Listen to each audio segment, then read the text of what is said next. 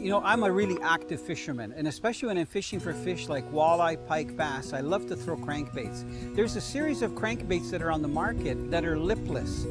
So they actually don't have a lip that extends out, but they have a contour, a concave groove on the front part or the head of the crankbait. And these crankbaits all sink, so they're designed to cast out, and you got to retrieve them right away. The other thing that they have in common is they have rattles, and most of them have very loud rattles. Now, I find that these rattling crankbaits are one of the best lures to use in the middle of the day when you're trying to wake fish up. One of my favorite is the rattling wrap.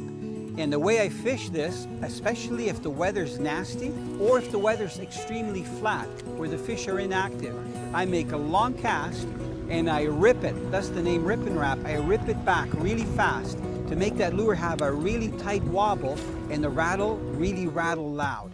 I'll fish the lipless crankbait in shallow water as shallow as 2 feet over thick weeds, and I'll also fish it in deeper water by allowing it to sink down and retrieving it with a stop and go so that it's actually jigging. And every time I snap that rod tip to jig it, those rattles are even louder. And it's literally like a dinner bell to attract those bass to come and strike it.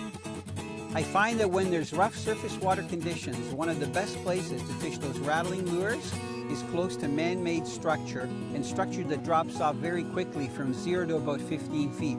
So I'll cast it around bridge abutments, old piers, riprap, which is rocks that have been dumped along the shoreline, and I'll fire that Rippin wrap almost up onto the shore, onto the structure, and I'll start retrieving it immediately.